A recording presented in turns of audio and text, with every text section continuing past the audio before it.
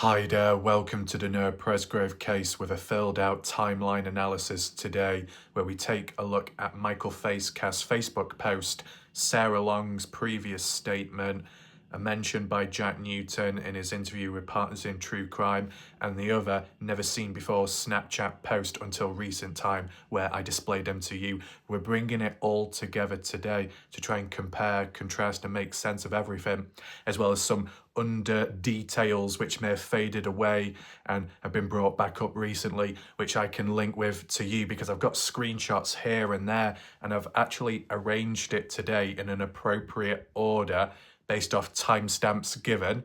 We're going to go through it bit by bit to work out amongst the general theme. As you can tell with this video, the title itself, if I haven't made it clear enough, we're looking at the timeline of Noah Presgrove walking away, what happened after that point, around 3:30 or just a bit before, depending on what you interpret in today's video, and the supposed search that was conducted when locating Noah, or at least an attempt made.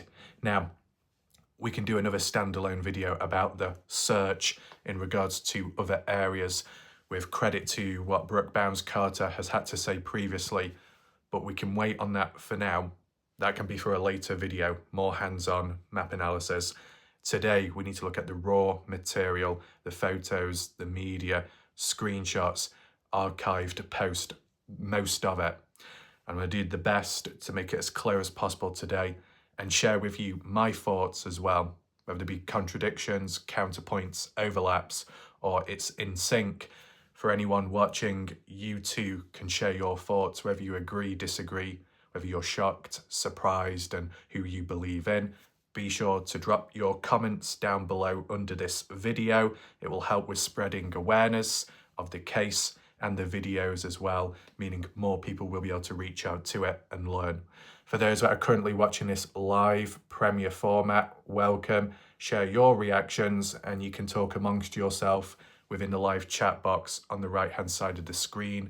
And it just so happens that I will be using a screenshot from that the night before in relation to today's video, credit to Brooke Bounds-Carter, because it opens up another perspective elsewhere.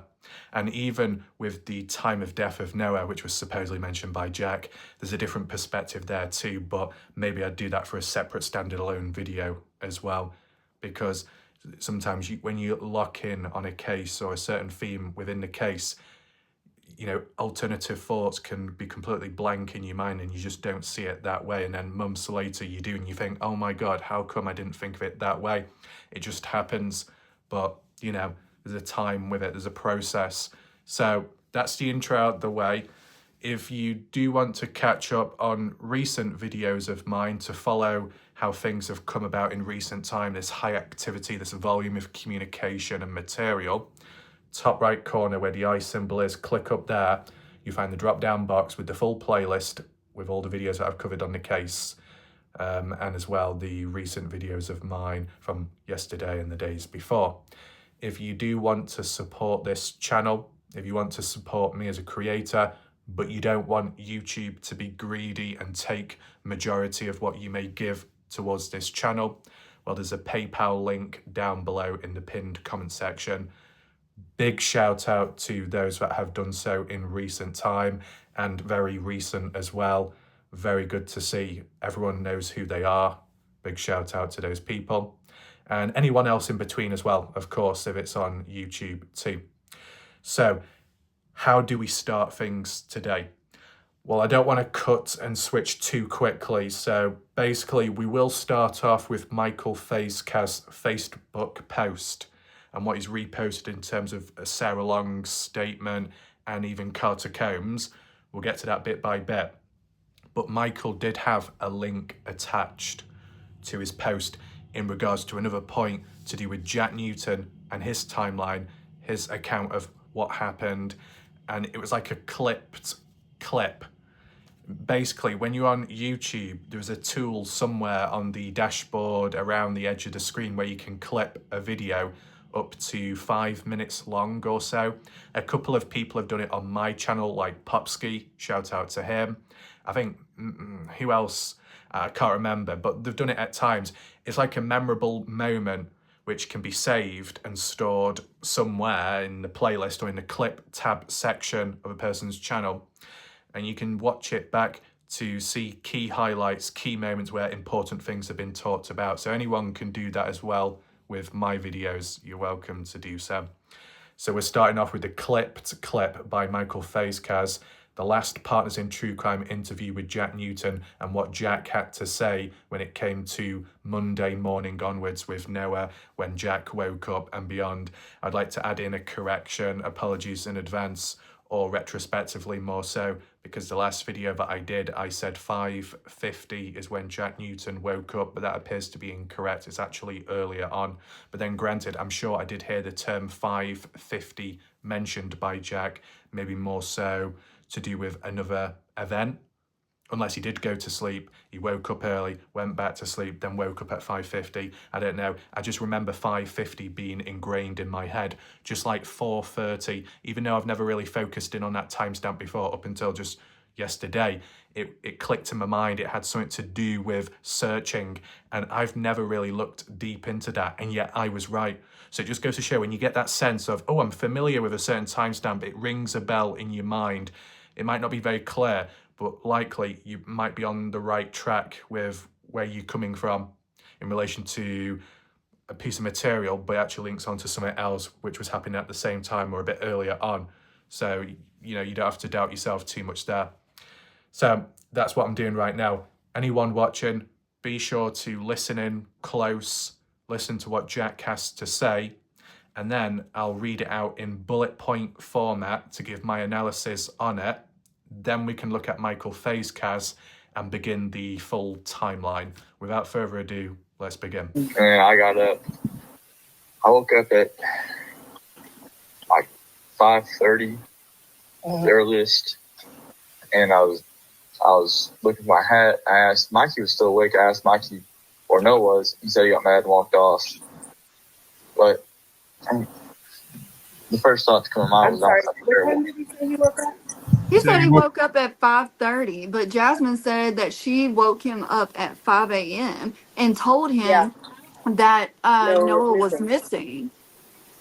And that he had said something to the effect of, he's probably laying down in a field somewhere. He'll come back when he gets hot. Mm-hmm. So, I mean, Jasmine woke him up at 5 o'clock. And she told you that, Jasmine? Yes. Yeah. This was an early on conversation that we had with her. Yeah. It wasn't like months later. It was in the month of September, like 2 weeks after it happened. Yeah. I remember she was one of the only people that came to you guys and talked to you. I also talked to Deborah. We talked to Deborah. There was like probably a good eight of us or 10 of us. Our aunts were there. And I felt so bad for her. I did, because, you know, she's just surrounded by all of us, and it's just her and her mom, and I'm sure she was scared. After hearing that little clip, it was rather interesting and eye-opening. Let me know what you think about it. I have done a video analysis summary of it in the past and adding on my thoughts, but it just goes to show these important details can get forgotten about.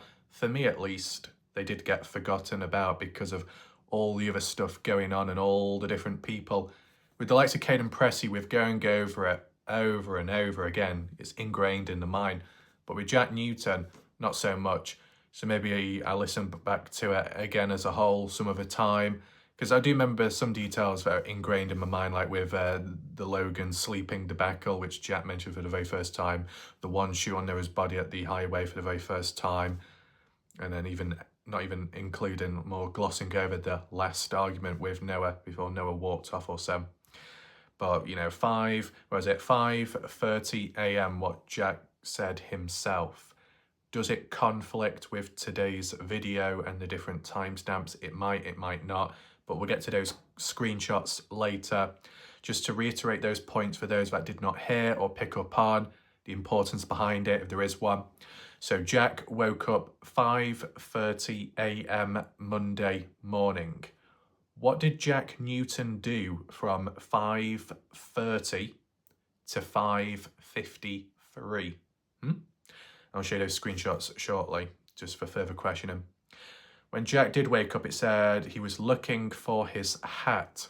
well, that's relevant to the screenshot, which we'll get to, that Mikey, still awake, asked him, "Where's Noah?" Oh, Noah walked off because he was angry or in a mood, because he was mad. It's just interesting that at the time of around 5:30, Mikey was awake. Would that make sense? Yes and no. If you base it from Caden Pressy's timeline of 5:15, when the people were waking up by the news of Jack storming on in to announce Noah is dead, whilst that's earlier at 5:15. 5:21 being the timestamp of when Caden and the guys were at the highway, including Mikey, even though there is a Snapchat post at 5:27 that shows Mikey at the house asleep. 5:30 was the time when Caden and the rest of the guys were told to leave the highway by the truck driver. Jack was allowed to stay. Made it back to the party house. They went to sleep, the guys, but Caden remained awake. That'd be 5:30 onwards. It's interesting. You can interpret it as contradictions here and there. Because if Jack Newton, and I know I'm jumping ahead right now, but I'd rather get it out the way now than forget later. So everybody listen in.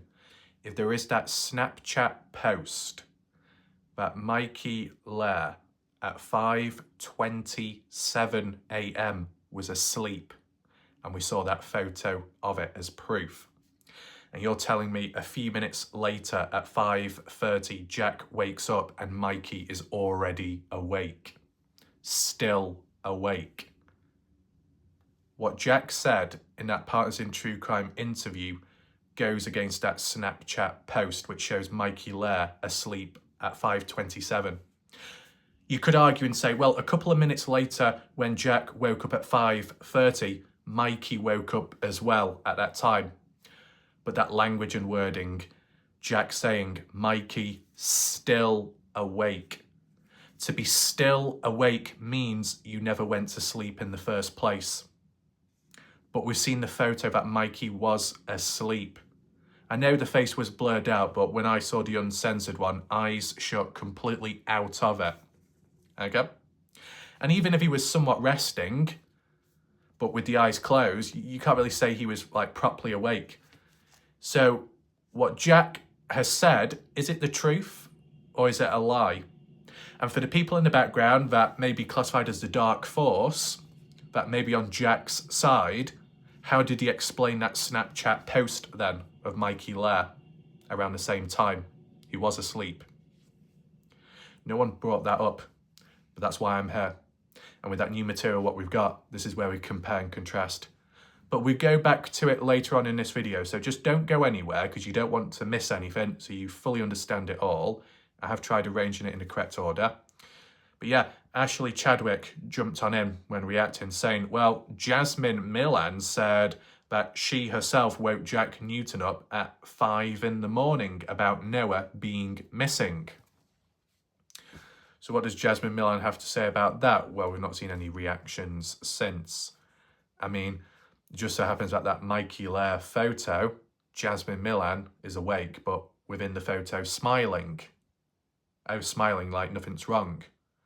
But if Jasmine Milan is aware of what's happened, as in Noah is missing, which isn't exactly a good thing, and searches have been done but didn't yield any success, but to still be happy, what's going on there? Different types of emotions. Depends how they interpret Noah as missing. Missing as in we need to call the police, or, oh, well, it's happened before this, so doesn't really mean much. So there's that. And that the other point that was mentioned by Robin Smith, that Noah, it came across the lines of, someone said, I mean, Robin said, he said, what Jack said, that was laying in a field somewhere. He'll return when Noah gets hot. Why would Noah be laying about in a field? Is that something he would normally do?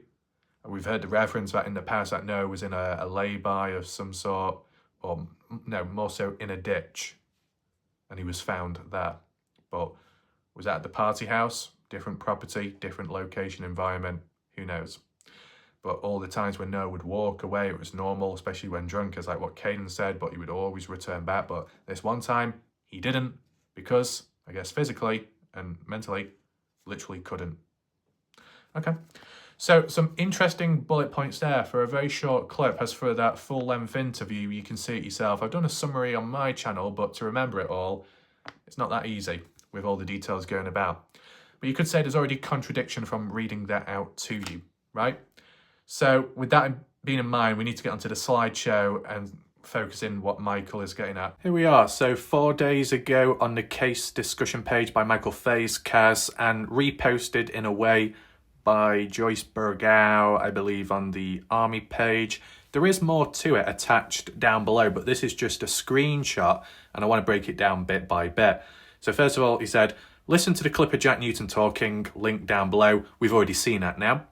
And then another reference by Michael is to do was Jack Newton really asleep or awake? A side-by scene was seen at roughly 4:50. So we are jumping ahead with that.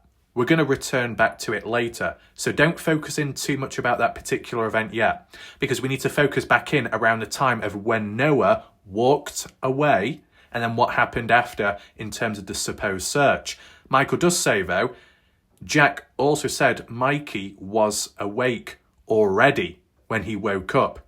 Who is lying?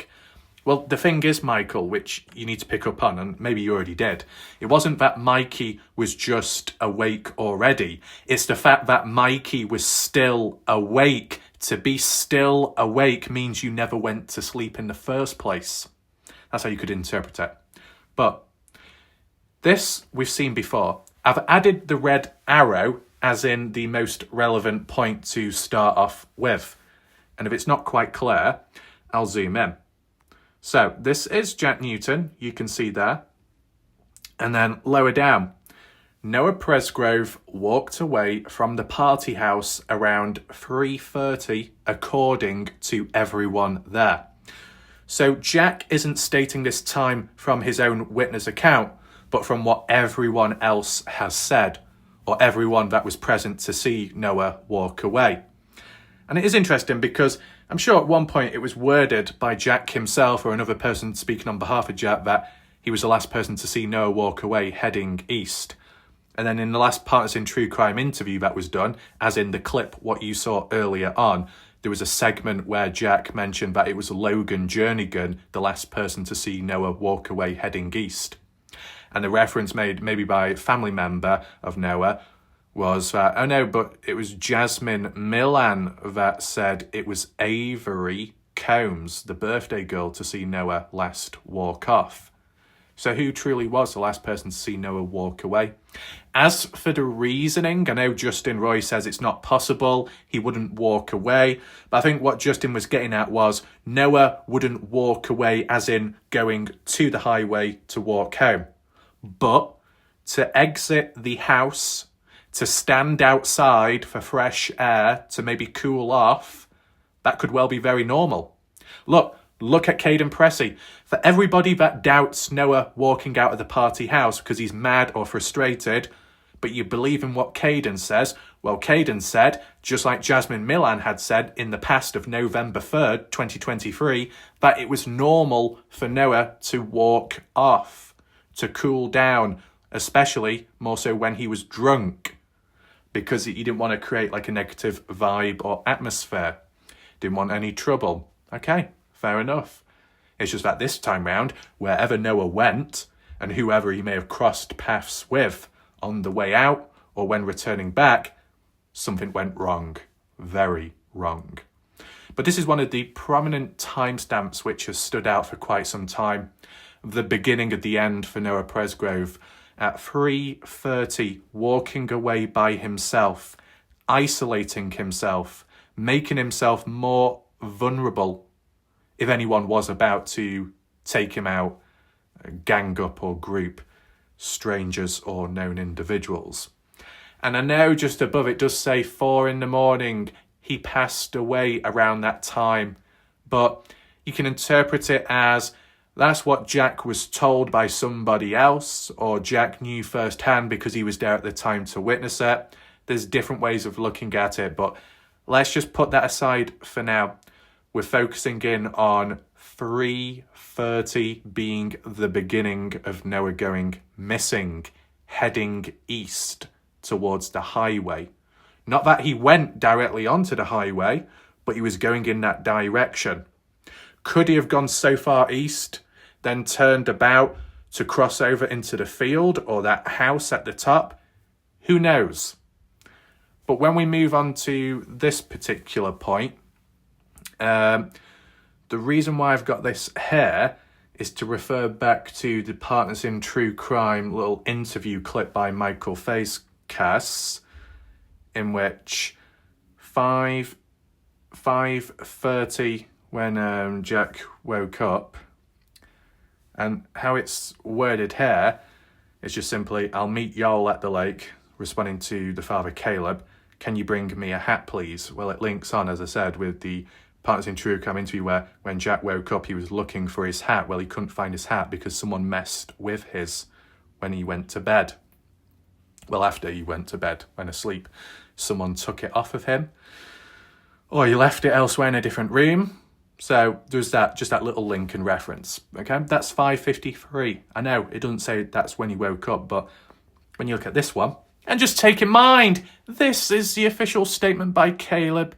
This was the screenshot which was used in my video at the time when my video was falsely taken down. Take notes indeed. Okay? More importantly, where it's highlighted, my son Jack texted me at 5:53 saying he overslept a bit and he'd meet us at the ramp. Did he oversleep? He says, "I'll meet y'all at the lake. Can you bring me a hat, please?" And that's the first message sent to his father Monday, September 4th at 5:53. Does that mean that's the time of when he woke up as the time as when he sent the message?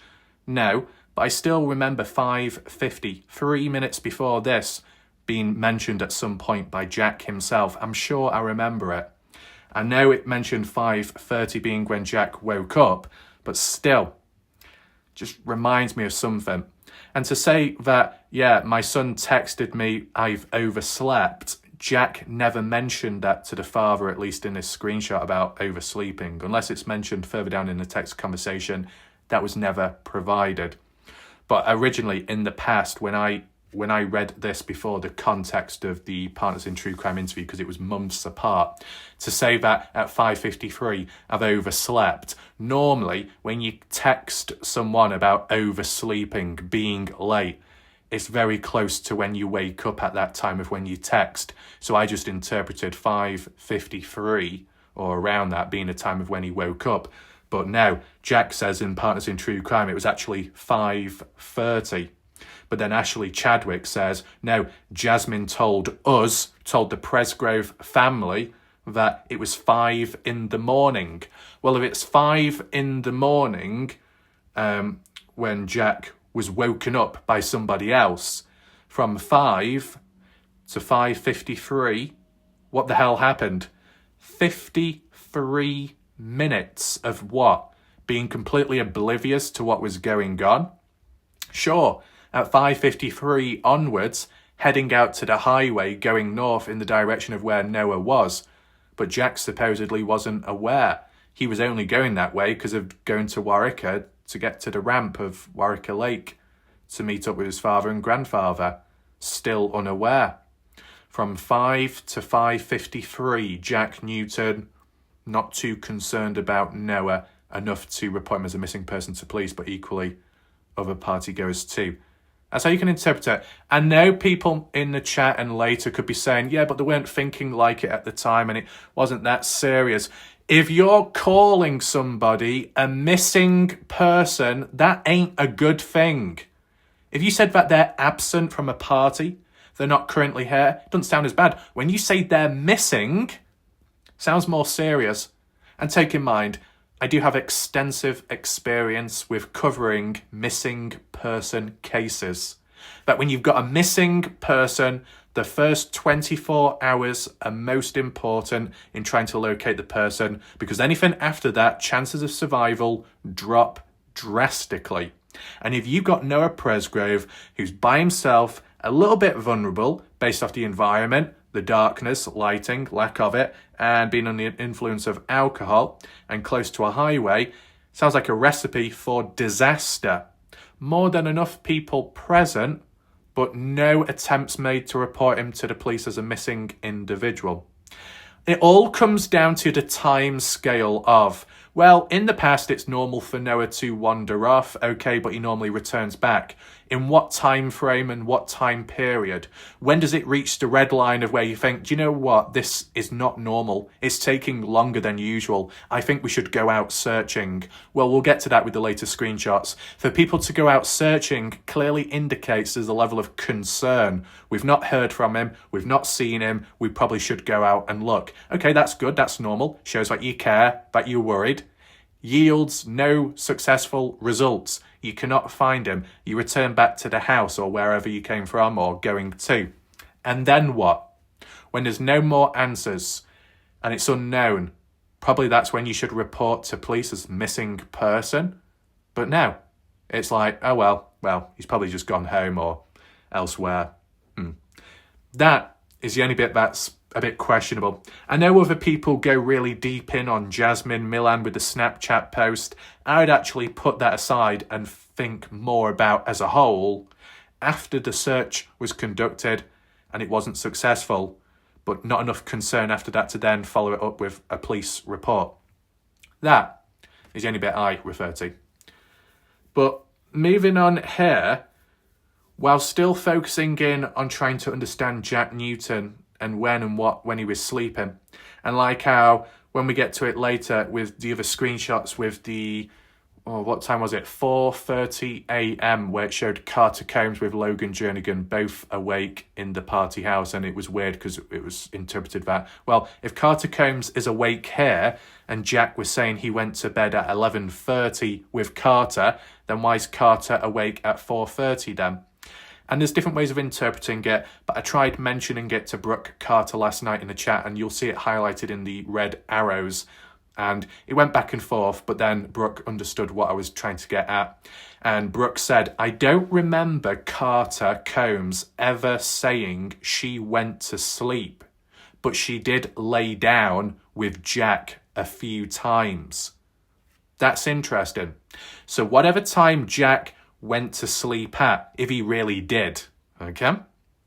And Carter may have joined Jack for a certain length of time and then woke up, left, then returned back to Jack a bit later, on and off, check on him, how he's doing, sit nearby, rest, very normal behaviour, fair enough.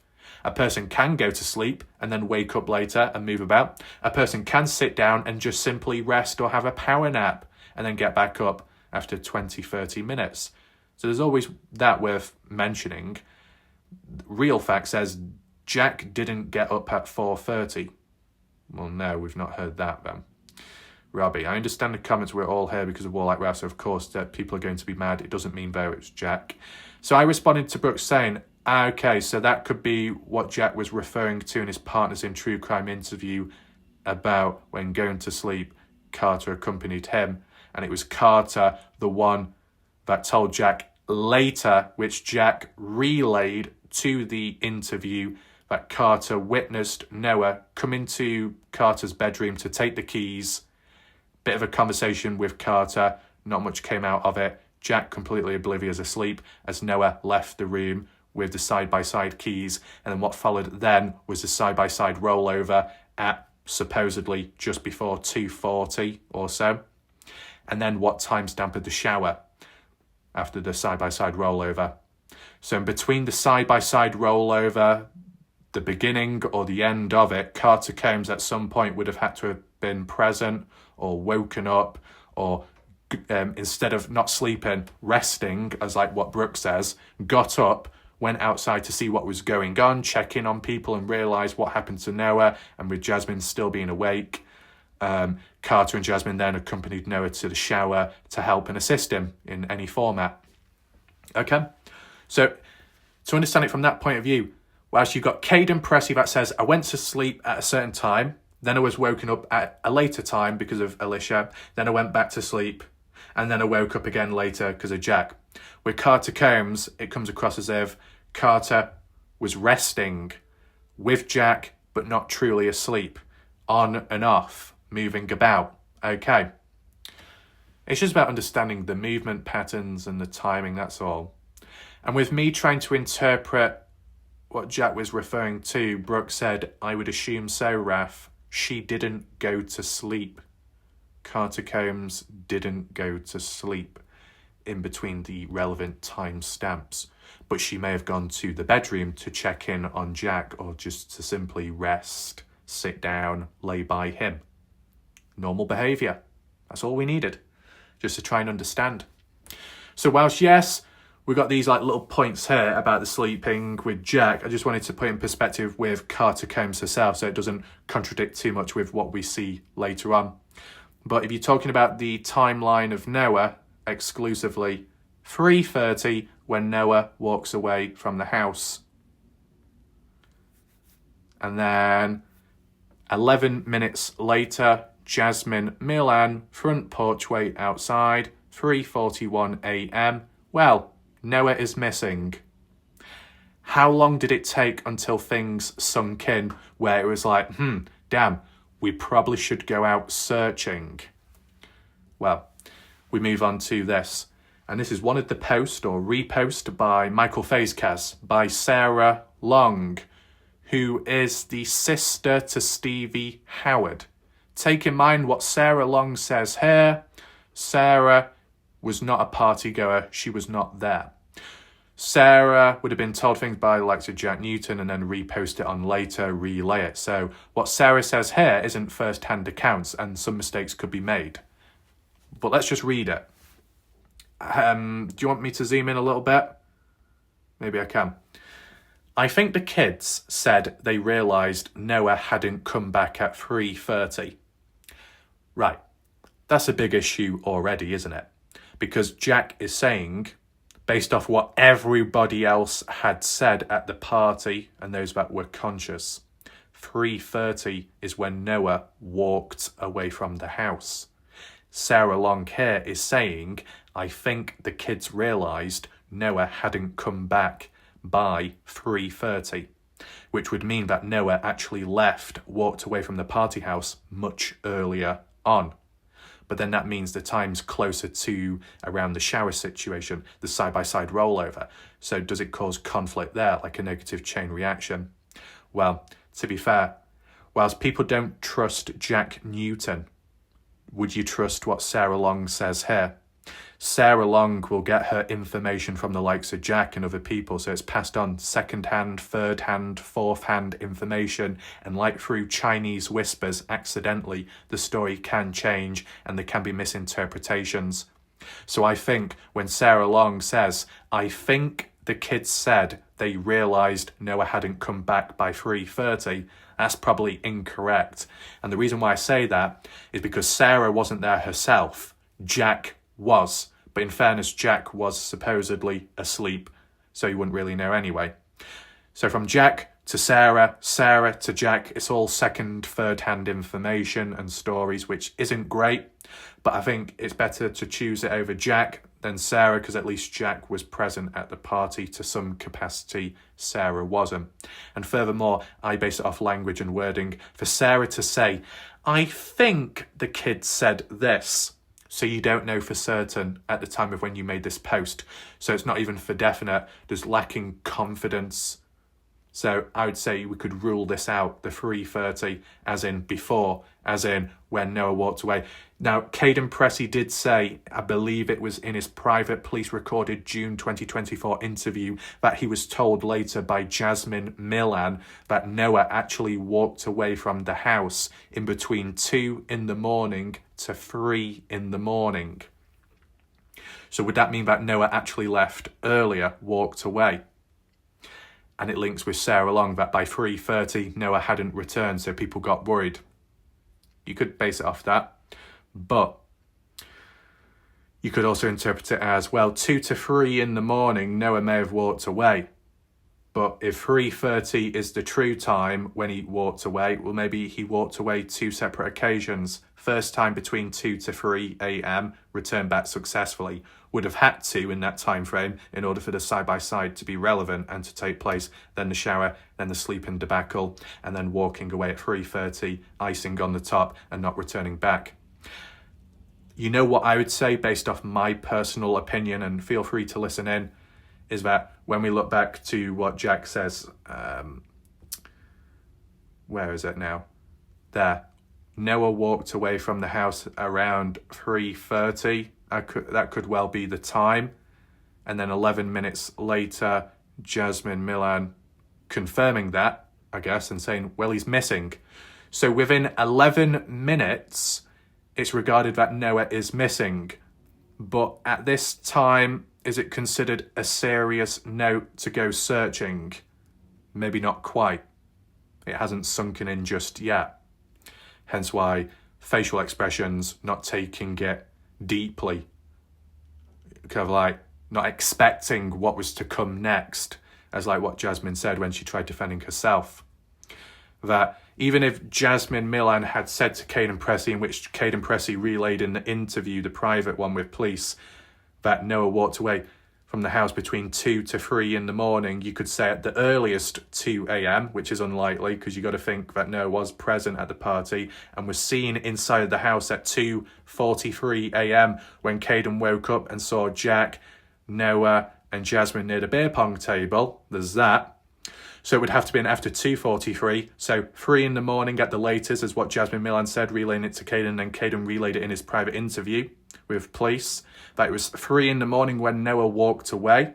But Jack says 3:30. So once again, we're dealing with another 30-minute time difference.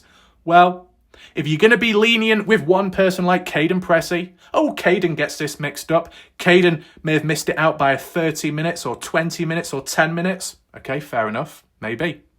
But if you're going to apply it to Caden with that level of understanding, you apply it to the level of understanding with Jasmine Milan's time frame, with Jack Newton's time frame of when the true time of when Noah walked away. You get what I'm saying? So at the latest, 3 in the morning, Noah walked away. No, probably more so 3:30. Of course, if you had the footage or any footage of a side-by-side rollover, or more so the shower, or more so the sleeping debacle, the closer the event to the supposed time of when it built up as when Noah walked away, you get an idea even better as for when it really happened. Or the supposed footage, if there was any, of Noah teabagging people before being fed, before walking off. That timestamp could have reinforced at what time Noah did leave and when he was present or last seen in some kind of footage to some extent. So really, when Sarah Long says he hadn't come back by 3:30, meaning he left earlier, I just don't think that's true, because even Sarah Long isn't confident in what she says here at the time by saying, I think the kid said this, so you don't really know. Okay. So I wouldn't worry too much about what's mentioned here. But what about lower down then? That around 3:30 onwards, that's when the kids thought they would go look for Noah. I think they looked for about 30 minutes or up to an hour. Well, that's another big time difference.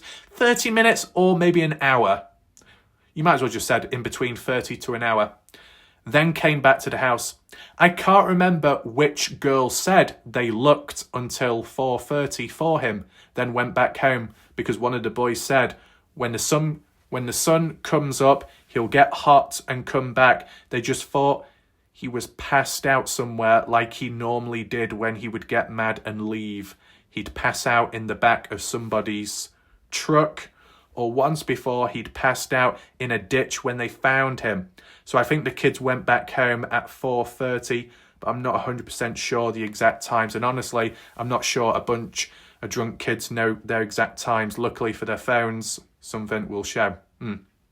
Well, we're here now, and are we any clearer, any wiser?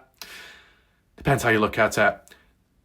It really is loose language by Sarah Long here, not confident whatsoever. That's why you don't go too all in on it. But the timestamp of 4:30 is somewhat important, right, from what we've seen or heard in recent time in conversations to say that I can't remember which girl said they looked until 4:30. Would that be Carter Combs by any chance? Correct me if I'm wrong. And the term about one of the boys said when the sun comes up, he'll get hot and come back. Well, it just so happens that was re-quoted or at least mentioned earlier. No, more so at a later point, actually, in the last Partners in True Crime interview, that clip what we saw earlier on at the start of my video, that laying in a field somewhere and that he'll return when he gets hot. That was mentioned by Robin Smith, the aunt, based off what he said. He said that Noah would return and he was probably laying in a field. Sarah Long says one of the boys said. So Robin doesn't mention the person's name. Sarah can't remember the boy's name. So who's the bloody person's name is it then? I would argue and say maybe Jack Newton, because with that conversation, Partners in True Crime, and Jack being interviewed about when he woke up, and then the pause to video, Ashley, Robin giving their train of thoughts, what they've been told, what they've seen and witnessed in the past early on. No, Jack didn't do this, Jack didn't do that, Jack woke up earlier, because that's what Jasmine Millan told us. And also, he said, so I'm guessing along the lines of Jack said, that's when Noah would return after getting hot from being in a field somewhere. So maybe what Sarah Long is referring to here is the same thing Robin Smith is, meaning it's what Jack Newton said, that when the sun comes up, he'll get hot and come back. Really. The interesting point, though, is where Sarah says that when Noah would get mad and he would pass out in the back of somebody's truck. Well, it just so happens that in recent time, Brooke Bounds Carter suggested the possibility that maybe Noah was in the back of somebody's truck, passed out or resting or maybe asleep, and then somehow rolled out the back of the truck when it was driving about. How do you roll out the back of somebody's truck if the trailer flap and all that is secured and up? Surely anyone getting in that truck would be able to see Noah or be somewhat aware and think, you know what, we probably should make sure it's all locked up and that no one falls out the back. If you're flat down in the flatbed of the back of the truck, surely. And even if you weren't fully aware that Noah was back there, you would have thought the perimeter would have been secured. Because yeah, when you get these pickup trucks, they tend to have like that flap at the back, the rear, which opens and closes. Could be big, could be small, and especially on more so open top ones. And if you're flat down in the back of it, you're not going to be rolling out. You shouldn't be, because it should be raised around the sides. So, and to be honest, if Noah had been sleeping or passed out in the back of the truck on site of the property, if that was the case here, and if it ties in with what Brooke was getting at as well, and Noah wasn't exactly missing and people should have been able to find him easily, surely. If Noah Presgrove, as suggested by Brooke, ended up rolling out the back of somebody's vehicle when people were going back home, did those people not know about Noah being in the back? Surely they would, and if they did, they should have alerted people at the party and say, well, Noah isn't missing, he's in the back of the truck. What? Unless it's a pickup truck and the back part is sealed off or something, so you can't look inside, it's not open, you may not know them. But if it's sealed, it should be secured, even less likely to roll out. And if Noah was in the back of the truck, then technically he was never missing and people should and would have seen him if he had been asleep in the back of one at a point in time. So I thought I'd just mention that. It's a little bit problematic, isn't it? Anyway, I think the kids went back home at 4:30. What does Sarah mean by that? Went back home to the party house, or went back home as in, visitors going back to where they came from? I wonder. But yeah, 4:30 standing out there. Carter Combs here, as we've seen in the past, responding to Shannon Scott. I was supposed to go with Jet, my boyfriend, on the fishing trip, and I was already awake when he woke up because we had just got in from looking for Noah. I hope this answers that question. Interesting. We have seen this in the past, but it's more relevant now in terms of trying to understand what happened and in what order. Carter Combs and others going out looking for Noah. At what time, though?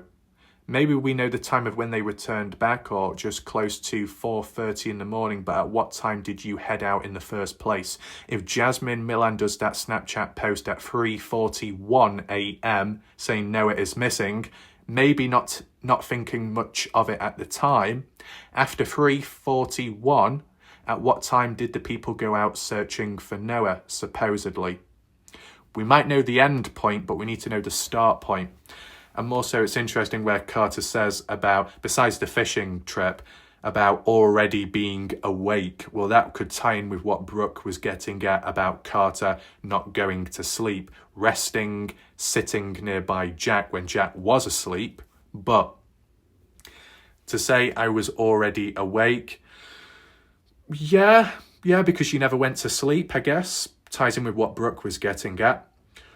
That when Jack woke up, because we had just got in, right, when he woke up, so he woke up at what, the time of when Carter and the other people returned back to the house after looking for Noah? Is that how it's worded? Let me just read it one more time to try and understand. I was already awake. Carter Combs already awake when he, Jack, woke up, because we had just got in from looking for Noah. So does that mean that Jack woke up at the time of when we, Carter, and everybody else had returned back to the house after looking for Noah? Or does it mean that we, as in Jack who woke up and Carter went looking for Noah? It just depends how you interpret the term we, because I don't see any commas. I don't see any full stops. It's like one whole sentence. Goes a long way, language and wording. Let me just back out of this. Then we move on to this time. We saw it mentioned by Sarah Long, Terrell, Oklahoma. Arguably, I know I showed it last night, but before that, all this time, never seen before Snapchat post, September 4th, 2023 at 4:30 a.m., roughly around the time of when they got back after searching for Noah Presgrove, yielded 0 successful results. I don't know if Logan went out herself, but Carter Combs did, and others supposedly. What do we have here? Right, we'll get to that a bit later. And in terms of the expressions, the faces of the people, Logan appears sad. Carter doesn't seem too happy, but it depends how you interpret it, right? When you look back at this one by Sarah Long, they looked until 4:30, roughly, and then went back home. Roughly speaking, 4:30, as you see here, back at the house. Just happens that Carter, Logan live there, so it makes sense returning back home for these individuals specifically. So if they've been out searching for Noah because they were concerned, they didn't know where he was, whether that includes Logan or not, or just Carter, is looking at the facial expressions, right? If you were concerned enough to go looking for Noah because he's missing, you get no results, no closure, you return back to the house, and then you take a selfie. For what exact reason? As in just a casual photo? See, this is what I mean. It's just the timing of it, right? People could be innocent, yes, but just the timing of when certain events took place. People were suspicious of Jasmine Milan, and some are still till this day. But at 3:41, Noah is missing. Not thinking too much of it at the time, but taking a selfie in the moment of when it took place or just took place. And then another selfie taken with different people after searching for a missing person. No caption from what I can see on here. I don't know if there was anything of interest behind the timestamp overlay of the photo. You know, Jasmine Milan had the caption, "Well, Noah is missing." And this at 4:30, after searching for Noah, not finding him, returning back to the house, taking a selfie. They don't look happy. Is that because they're not happy because they can't find Noah? Or were they just pulling a face because they were messing about taking an innocent, harmless selfie? That At this time, at least in defence of them, they weren't aware that Noah Presgrove had died, even though Jack says, well, supposedly Noah passed away at 4 a.m, but these individuals didn't know about it. Probably why they're not crying, okay? But surely you would still be a little bit dejected, disappointed, a little bit worried, concerned that, you know, you've gone looking for your friend, you can't find him, it's dark, where could he be? You get back home and then you take a selfie. Why exactly? Unrelated? Possibly. I'm just basing it off the facial expressions, based off the timestamps what we have and the times of when things took place or when people got back from somewhere. And let me just ask you a question as a viewer. If any of you had a friend or a loved one that went missing and you were concerned enough to go searching for them, if you didn't find them, what would you do next? Would you call them to the police, report them as missing, or would you just not do anything and just to think, you know what, they'll probably return back? Would you then take a selfie after returning back from searching for no reason? Would you take a selfie? These are just questions. Everybody reacts differently. Maybe at the time Carter, Logan were thinking nothing of it. Let's just take a selfie for the sake of it, random. But when you look at Logan with the lips, you could say, well, she looks sad. Is that correlated to the search being unsuccessful for Noah? Other people have said it's just pouting the lips, because that's what some girls do, just for taking a photo, nothing more, nothing less. Still, it's interesting, the timestamp. Now, next one that popped up, which I said we were going to refer back to by Michael Faye's Kaz, was a side-by-side was seen at roughly 4:50 a.m. flying down the highway back to the party house from the area. Would there be more than one side-by-side out looking with different sets of people, or the same ones out again? Yeah, that's interesting. If it was at 4:50 a.m, a side-by-side was going down the highway back to the party house, and that was at 4:50, well, at 4:30, that is around the time of when they got back. So why 20 minutes later there is a side-by-side going to the party house? Was it a different set of people, as Michael suggests here? Could be, couldn't it? But how do we even know about this supposed side-by-side? Michael says it. Who else? Well, it just so happens that I should have a screenshot in relation to a previous video that I did out of nowhere. And if you remember the post, it wasn't great, if I be honest with you, by Dominga Torres, not the witness, but a friend who knows the witness, which is shit. Why can't the witness speak themselves?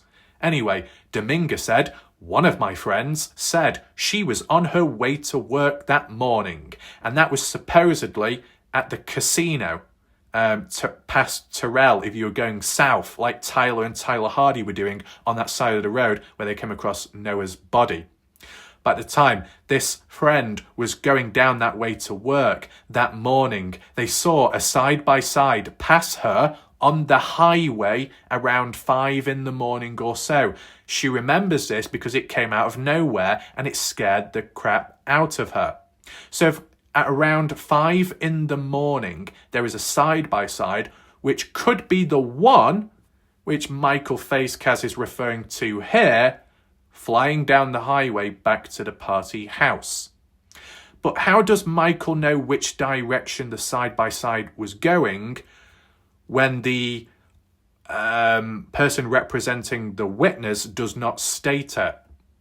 Unless it's a part of a comment thread elsewhere. Michael Facecast, feel free to elaborate. Michael, what you're referring to here, is it the same exact thing to what's mentioned on screen here? Let me know down below in the comment section. But yeah, the reason why this could well link with this is because this 4:30 links with this here, what Sarah says. And I think what Brooke Bounds Carter said last night, or some other people, that around 4:30 returning back to the house onwards. And that selfie in the middle of it. but then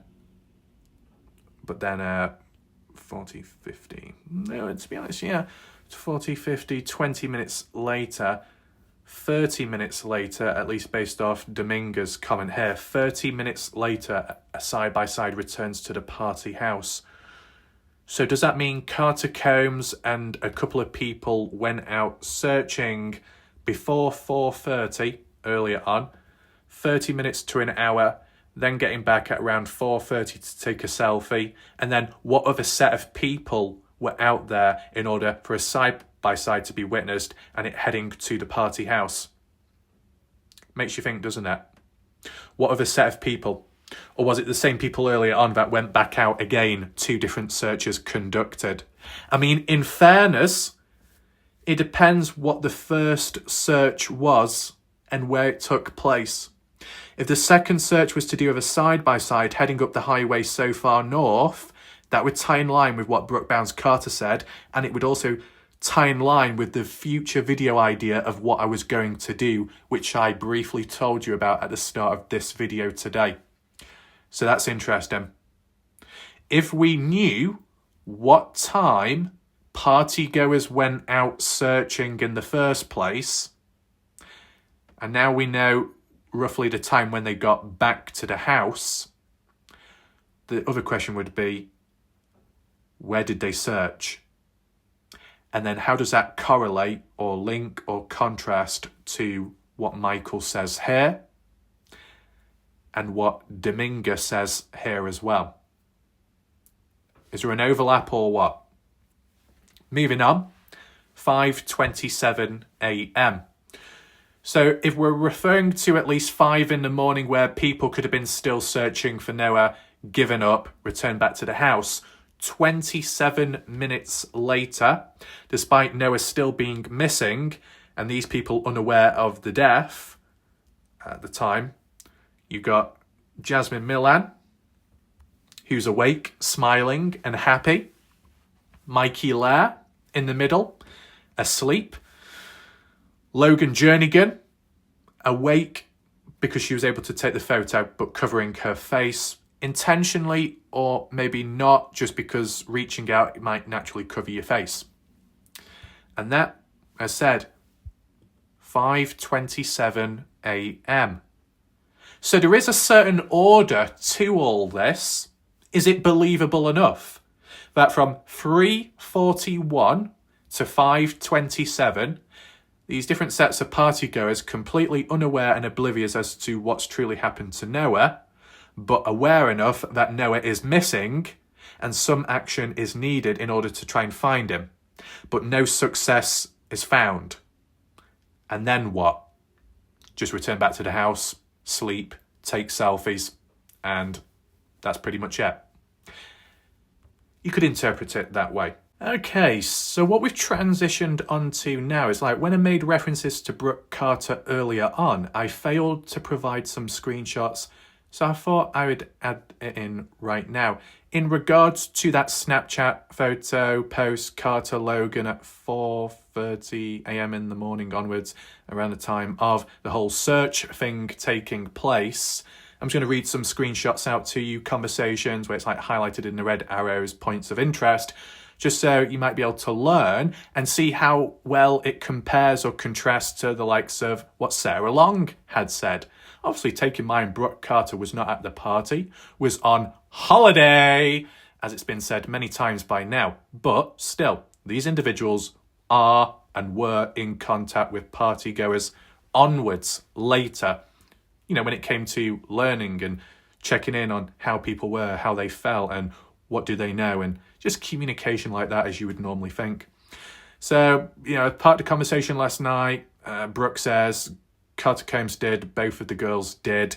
I guess that might be in response to who went out searching, maybe. So you see, they kind of look sad or worried in the photo. Yes, they do. They do look sad and maybe a little bit worried.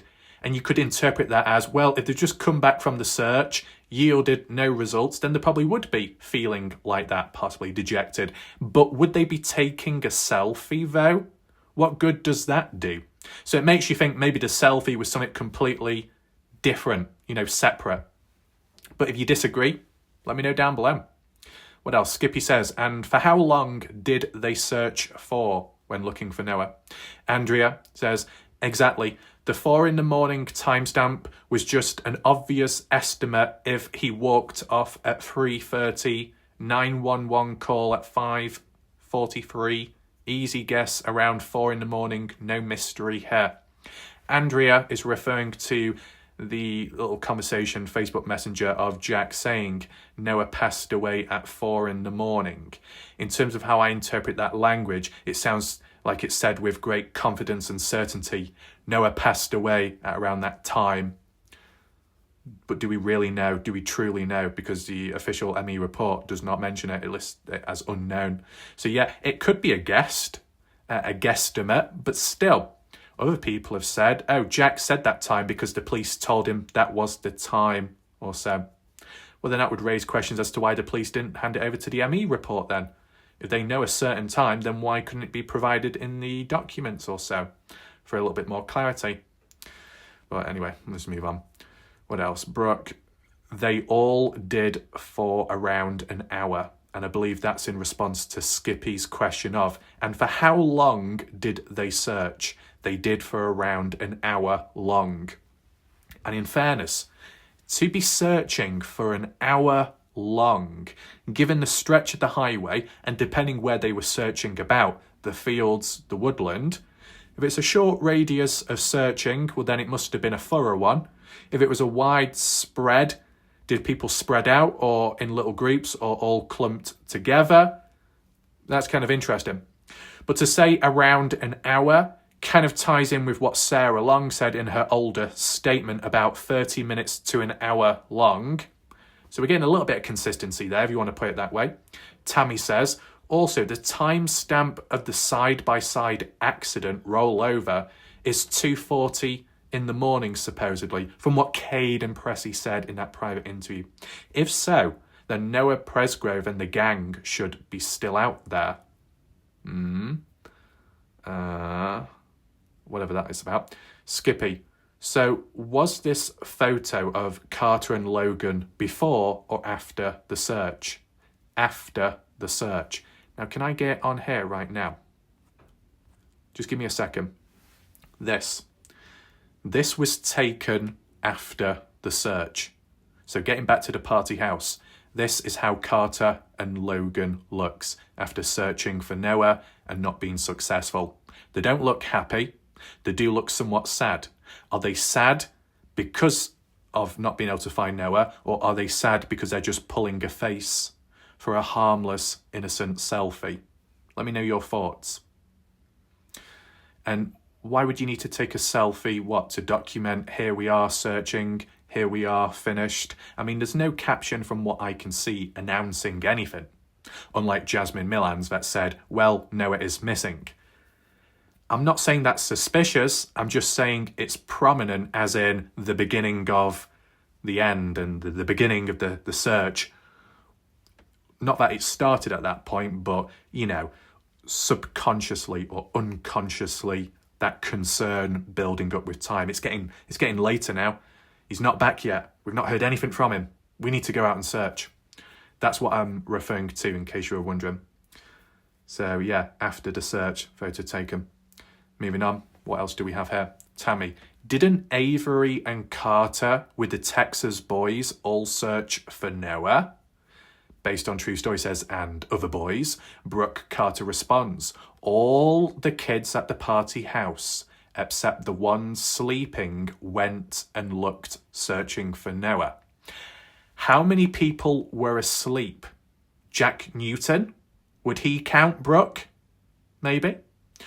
We know from the looks of it, Caden Pressey, Isaac Rojas, Mikey Lair, Brylan Sweat. But in terms of anybody else present, what? Logan, Carter, Avery, Jasmine, Stephanie, those went searching. Texas boys, however, how many they were. Justin Roy's family members, or were they long gone from the party? Does anyone know about that? Anybody else? Any other names that I've missed off? It's hard to tell. So besides Texas boys, it was mainly, we're talking about like regular named individuals, what we've heard of in this case over and over again. It was like more so the girls looking for Noah rather than the boys, because the boys, like the Cadens, the Isaacs, Mikeys, Rojas, those lot, they were asleep.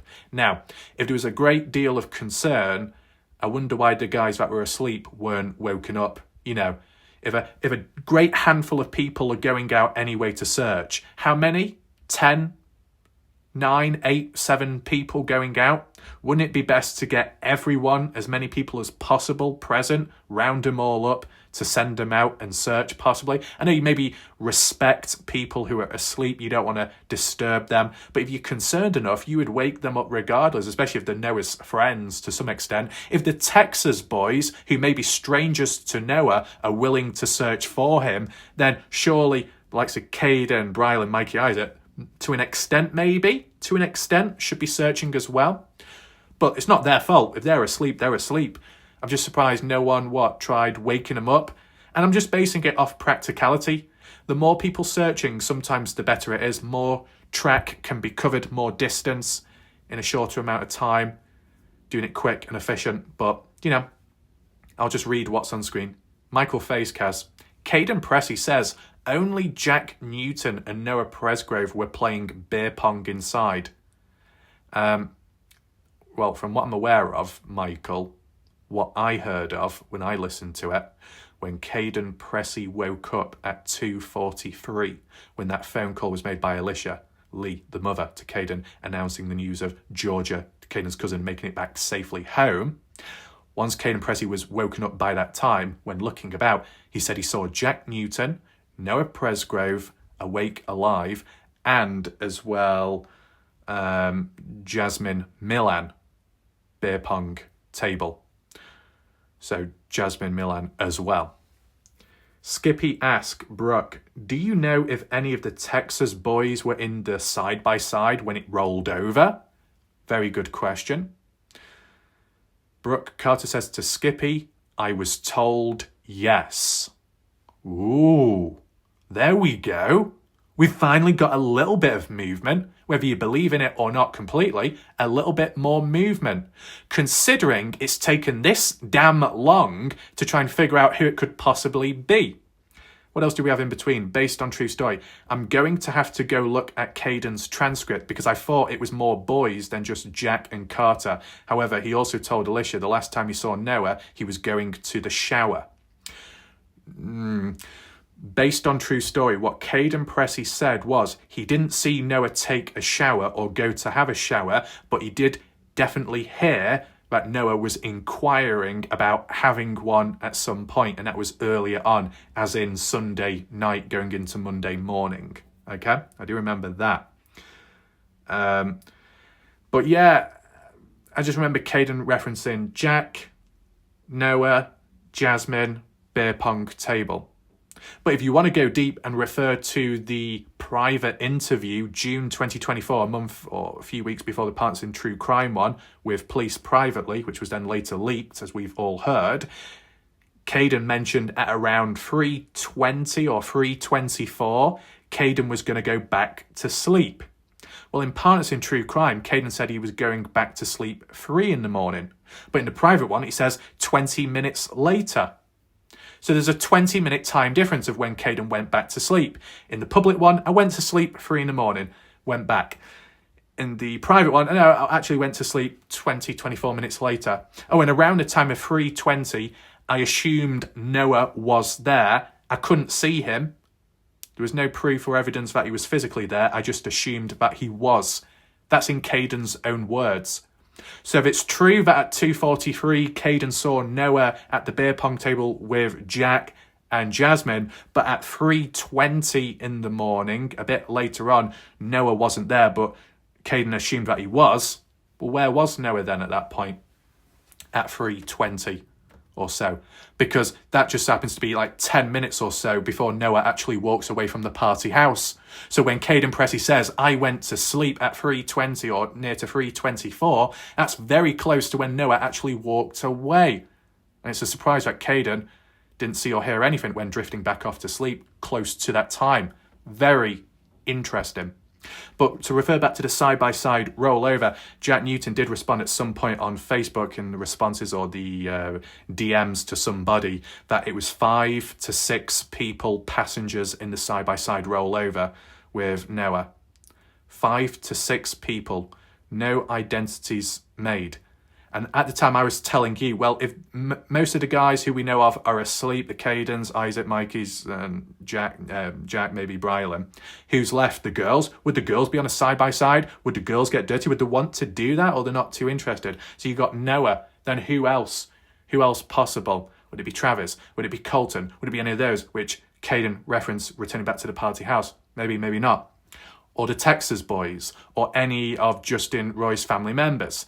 And from what Brooke says here, I was told, yes, that some or most of the Texas boys were on the side-by-side rollover. Interesting.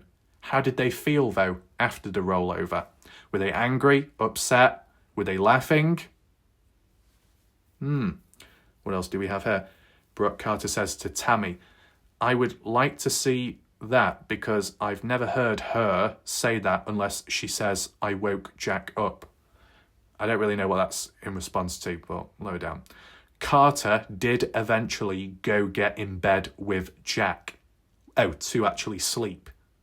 Or just to rest.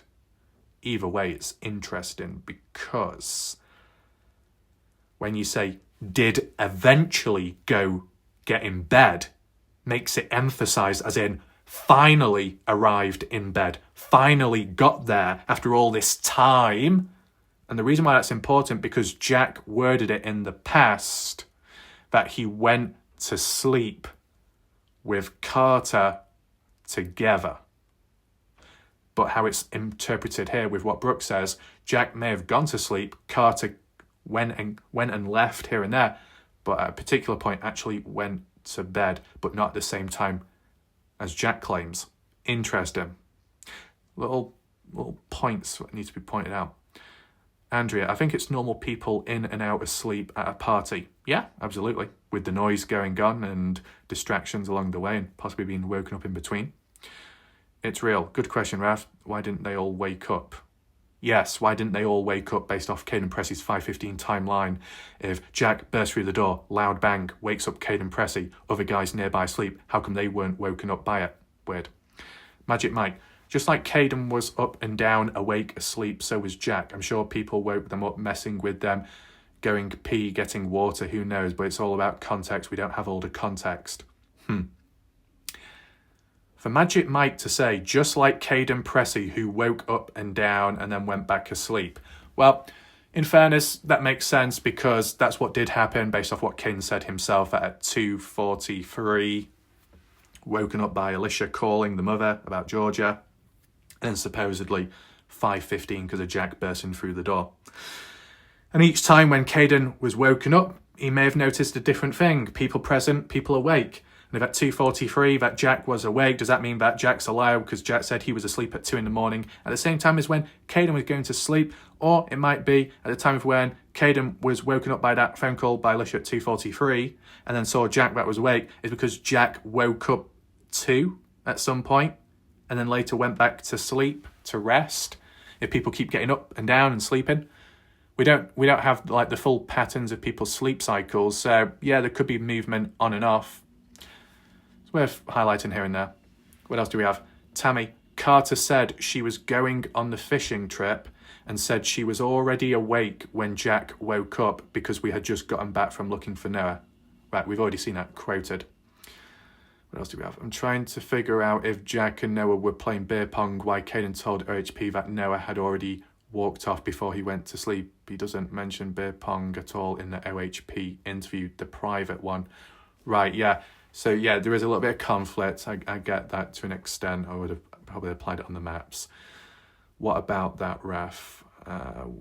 It's real facts. She just got in from looking from Noah and she was tired and changed her mind about going fishing. It's what most women do. What? Most women don't want to go fishing? No, probably something else. Brooke, yes, she didn't go back to sleep, Tammy. Right. Carter said she was going on a fishing trip, and then after getting back, so at 4:30 in the morning, and Brooke says, yes, she didn't go back to sleep at that time onwards. Why not? Is that because it was on her mind about Noah? Where is he? A bit worried? It'd be understandable. Robbie responds to based on true story. Caden leaves a lot of important details out at the OHP interview, like the fact Noah wanted to go home, or that he asked Brylan if he would have his back if he got jumped. So I probably asked already, but as you know, there's information, there's material along the way which overshadows other things, and there are distractions in life. But where is the evidence or reference of Caden asking Brylan, or Noah asking Brylan if he would have his back if he got jumped? Where was that mentioned? Is it in an interview, a Facebook post, a comment, text message? Does anyone know? Let me know below. Magic. I remember hearing they were all playing beer pong. Then Caden Pressey said Noah was going to take a shower. Then he said he walked off at 2. So sorry, not really going by a lot of that information. They were all playing beer pong. Then Caden Pressey said Noah was going to take a shower. Well, it was interpreted more so, and I don't know if it was directly worded as in the day, but interpreted as in earlier on, going back to Sunday night, almost past midnight, close to that, inquiring about having a shower, but it took place much later on with the side-by-side rollover instead of that event. Skippy, a lot of what they're all saying is hearsay they heard from each other. Yeah, it's a little bit problematic, and that appears to be the end there. Be sure to leave your thoughts and comments down below. I want to know what you think about this whole timeline. It's quite deep, but let's just be honest, once again, there are some conflicts and issues, just as with like Jack mentioning of when he truly went to sleep and who he went to sleep with, or if he went to sleep by himself, because from what Brooke says, Carter did finally get in bed with Jack, whether that be to fully sleep or just to rest. Either way, not at the same time. But then later, the time of when Jack woke up, when he truly woke up, 5:30. But elsewhere, stories are from Presgrove's family members, it was actually 30 minutes earlier, which is a little bit problematic in a way. But then the references of Jack, whether it be 5:30 or whether it be 5 in the morning, what about the Mikey is still awake? That's a problem, because at 5:27 a.m. that Snapchat post shows Mikey asleep, but in a bed. Whereas Caden Pressey at 5:15 was saying, well, we're sleeping on the sofas, the couch. Mikey was actually on the floor. So is that the possibility that the reason why Mikey at one point was sleeping on the floor from Caden Pressey's timeline could be true to some kind of extent, but then later at 5:27, despite supposed to be in 2 places at once, even though one can only be in 1 place at once, that upgraded from the floor to a girl's bed because of the back. But then you got Noah Presgrove who slept on the floor, and then the next time wanted to sleep in a bed, didn't get what he wanted. You don't have to go too deep, of course, but it's just trying to understand who has access to what, who can sleep here and sleep there, and at what times. Because if people are defending Jack based on the time he woke up at, how does that link to the timestamp and the Snapchat post of the same people pushing, or not pushing, but just putting it out there for the post of Mikey still awake, but in the Snapchat, Mikey is asleep? That's an issue, and I think that needs to be acknowledged a couple more times. Anything else you can leave below. But hopefully you found the video somewhat interesting. Be sure to share it so more people get to see the video, and hit the like button, that'd be appreciated. The overall theme today was to do with the timeline of when Noah went missing, what was done in between, and supposed searches taking place, with some additional details in between. If we can get more hands-on in the future, then maybe that can be done so. And any more isolated videos concentrating in on a particular search done, that could possibly done roughly as a starter project on Google Earth. I'll just see what works and what needs to be done next, but that's it for now. Thanks for watching. My name's Warlike Raf. Goodbye. Good night.